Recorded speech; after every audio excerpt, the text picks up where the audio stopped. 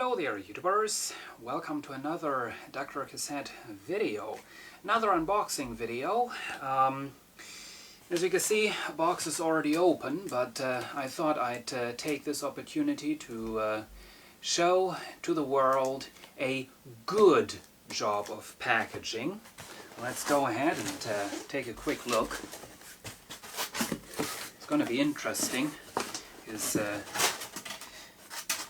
as you can see, styrofoam up on top, that's great for protection. More styrofoam on the sides, we have these little things on the sides, and we have the unit itself wrapped up in bubble wrap. So let's take that out. Of course, the biggest disadvantage of packing stuff like this is it's expensive. I mean, the other day I was in a Home Depot store, and the prices for that bubble wrap stuff are quite crazy. But if I just reassemble this quickly, as you can see, they fabricated a bit of a bed out of styrofoam. See? It's all nicely protected, and it was necessary. As you can see, the feet of the unit, they definitely left a bit of an indentation in the lower part. There it is. Now, I'm not sure. Nothing's in there. So, okay. Anyway. Oh, shit. Okay. It's not 100% perfect. I'm gonna explain why in a minute. But, okay, that is not so good, and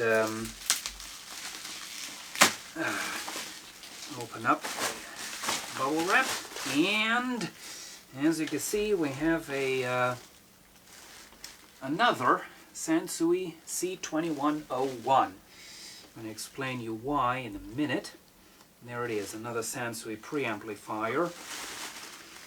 Oh, okay, that thing was owned by a smoker. Not good. Not good at all. Anyway, why is this not 100% perfect? Well, because of these. These are the dummy plugs that go into the Phono 2 input right there, and although I sent them a message asking them to do so, they did not remove them, because what happened on my first C2101, during the shipping, the dummy plugs were still in place, and the phono jacks got smashed in because of that. Now, that did not happen on this one, which is a very nice thing, because I'm still having trouble with that on the other preamp. I did resolder the jacks, but I'm still getting a lot of hum from time to time. Okay, sitting in the hi-fi shelf, we have my first C2101. Problems with that are quite obvious to see. First of all, scratch up on top. That's not too much of a big issue. More scratches on the front. Much more of an issue, that knob is missing, and that thing right there, as you can clearly see, does not fit the unit at all. Button right there is a little damaged. And another annoyance, it's only cosmetical, of course. A Sansui label has a scratch in it. So, and as you can see, on this one, the front is actually looking quite good. And label is in good condition, all the buttons are there. No scratches, as far as I can see. But unfortunately it's stinking quite badly, so it's not going to be as easy as just swapping the two. Also on this new preamp, two of the light bulbs are burned out. Now, of course, on the other preamplifier I replaced those with LEDs. So I guess what I'm just going to do is I'm going to go ahead and take the front off of this one, clean it, put it onto this one. right there. And going to take the opportunity and clean the record selector, because that is still a bit dirty, and I'm going to see what I can do with those darn phono jacks, because at the moment I can only use the phono 2 input.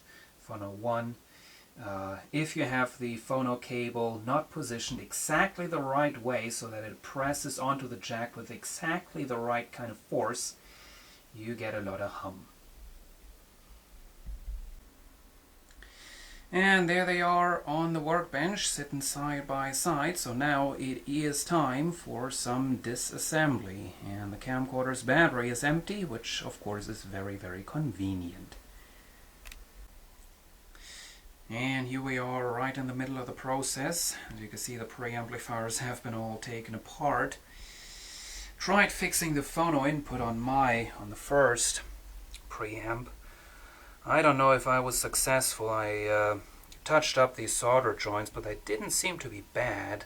I did them whenever I got the unit, so maybe the jacks are messed up internally or something. Something I noticed are these.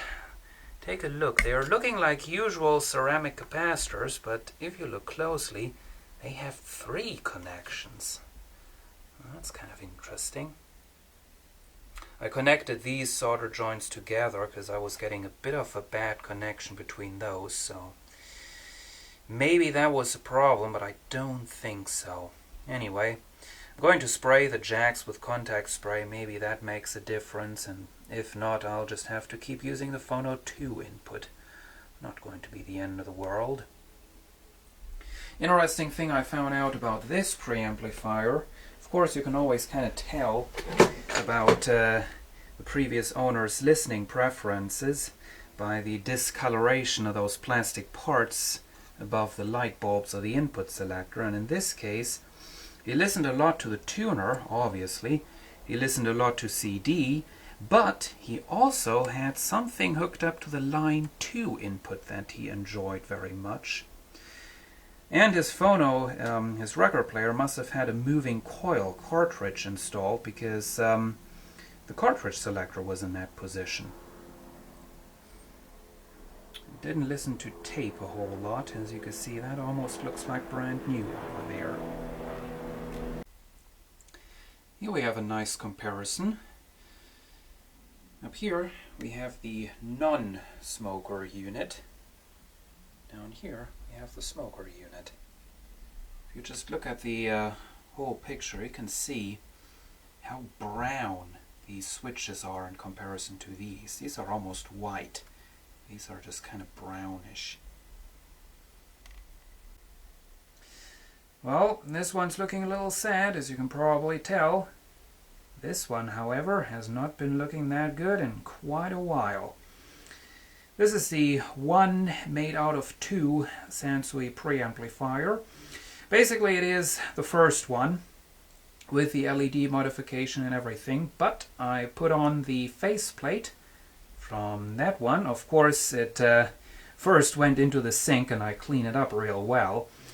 I also put on the original knobs, so no more shitty replacements. That all looks almost like brand new. I'm amazed. This is in really good condition now. I did do some things on the inside. The record output selector was having contact problems, so I sprayed that, and hopefully it's now working fine. Of course, that thing is located right underneath of the cooling vents, the top cover, so we're getting a lot of dust into there, of course.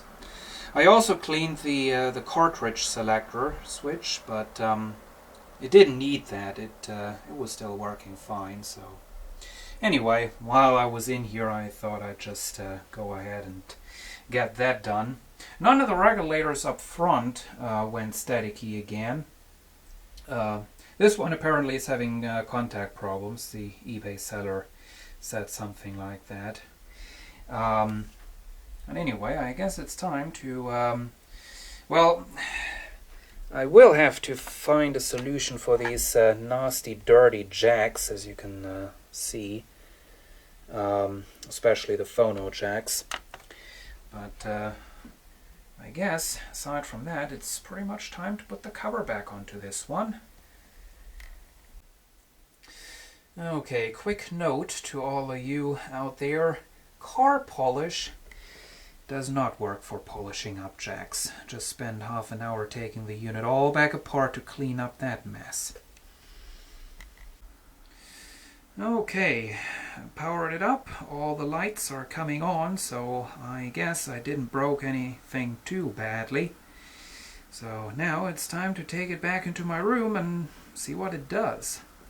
As for this thing, no, I'm not going to just let it sit around as a sad pile of various different pieces. No, I am going to clean it all up and put it back together and basically fabricate another preamplifier in not so good condition, which well, might be a bit of a backup solution or something like that. But don't worry, this thing is not lost. It is going to live again. Side note, the one thing the car polish appears to be good for are record player covers.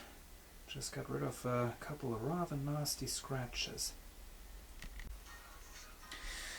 Oh dear, how annoying. Well, brought the unit over, hooked it all up, and found out what previously was an intermittent problem in the phono preamplifier had become a permanent problem. Just a loud hum in the right channel.